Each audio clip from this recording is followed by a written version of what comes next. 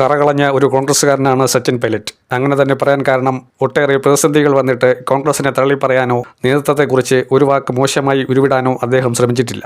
അശോക് ഗെഹ്ലോട്ട് ഒരിക്കൽ സച്ചിൻ പൈലറ്റിനെ കുറിച്ച് പറഞ്ഞത് അദ്ദേഹത്തിന് നല്ല രീതിയിൽ ഭാഷ കൈകാര്യം ചെയ്യാൻ അറിയാം, ഇംഗ്ലീഷിലും ഹിന്ദിയിലും അതുപോലെ തന്നെ ഉറുദു ഭാഷയുമൊക്കെ അറിയാം.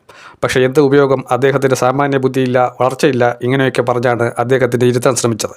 അതായത് മോശക്കാരനായി ചിത്രീകരിക്കാൻ ശ്രമിച്ചു. ഉപമുഖ്യമന്ത്രി സ്ഥാനവും രാജസ്ഥാനിലെ PCC അധ്യക്ഷ സ്ഥാനവും ഒരുമിച്ച് കൈവന്നപ്പോൾ എന്ത് ചെയ്യണമെന്നറിയാതെ വിഭാഗീയത സൃഷ്ടിക്കാൻ ശ്രമിച്ചതുകൊണ്ടാണ് എല്ലാം നഷ്ടപ്പെട്ട് വീട്ടിലിരിക്കേണ്ടി വന്നതെന്ന് പറഞ്ഞ് അശോക് ഗെഹ്ലോട്ട് കളിയാക്കിയിട്ട് പോലും സച്ചിൻ പൈലറ്റ് മന്ത്രിസ്ഥാനം രാജിവെക്കുകയും PCC അധ്യക്ഷ സ്ഥാനം രാജിവെക്കുകയും ചെയ്തു. അല്ലാതെ MLA സ്ഥാനം രാജിവെച്ചില്ല. ടോങ്ക് നിയമസഭയിൽ നിന്നും അദ്ദേഹം ജയിച്ചിരിക്കുകയാണ്. അദ്ദേഹത്തെ സംബന്ധിച്ചിടത്തോളം പാർട്ടിയാണ് എല്ലാം. BJP നേതൃത്വവുമായി ഒരു സന്ധിക്കും താല്പര്യമില്ല എന്നുള്ളത് ഉറപ്പിച്ചിരിക്കുകയാണ്. പല ദൂതരെയും BJP നേതൃത്വം അയച്ചിട്ടുണ്ട്.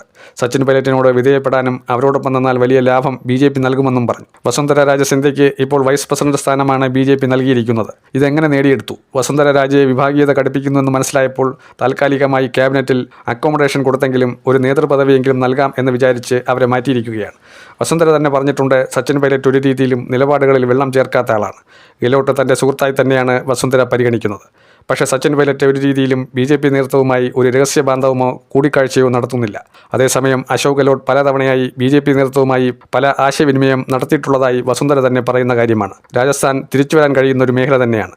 കോൺഗ്രസിനെ സംബന്ധിച്ചിടത്തോളം ലോക്സഭാ തെരഞ്ഞെടുപ്പിൽ നേടിയ ആശ്വാസകരമായ മുന്നേറ്റം അത് നിയമസഭാ തെരഞ്ഞെടുപ്പിലും ആവർത്തിക്കപ്പെടുകയാണെങ്കിൽ തീർച്ചയായും 2028 കോൺഗ്രസിനുള്ളത് തന്നെയാണ്. മധ്യപ്രദേശ്, രാജസ്ഥാൻ, ഛത്തീസ്ഗഡ് എന്നീ 3 സംസ്ഥാനങ്ങൾ കണക്റ്റഡായി കിടക്കുന്നത് കൊണ്ട് തന്നെ ഈ 3ഇടവും തിരിച്ചു പിടിക്കാൻ കഴിയുന്ന സാഹചര്യം കോൺഗ്രസിൽ ഇപ്പോഴുണ്ട് എന്ന് ഉറച്ചു വിശ്വസിക്കുകയാണ് രാഹുൽ ഗാന്ധി. 2018 രാജസ്ഥാനിൽ ഭരണം പിടിച്ചത്. അന്ന് തകർന്നടിഞ്ഞ കോൺഗ്രസിനെ തിരിച്ചു കൊണ്ടുവന്നത് സച്ചിൻ പൈലറ്റിന്റെ മികവാർന്ന മുന്നണി സംവിധാനമാണ്. PCC അധ്യക്ഷനായിരുന്ന സച്ചിൻ പൈലറ്റ് രാജസ്ഥാനിൽ നടത്തിയ പ്രവർത്തനങ്ങൾ ഏവരെയും അന്താളിപ്പിച്ചു.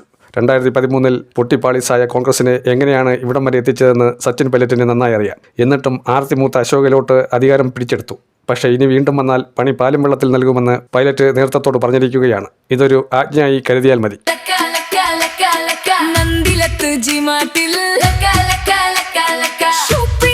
Super hit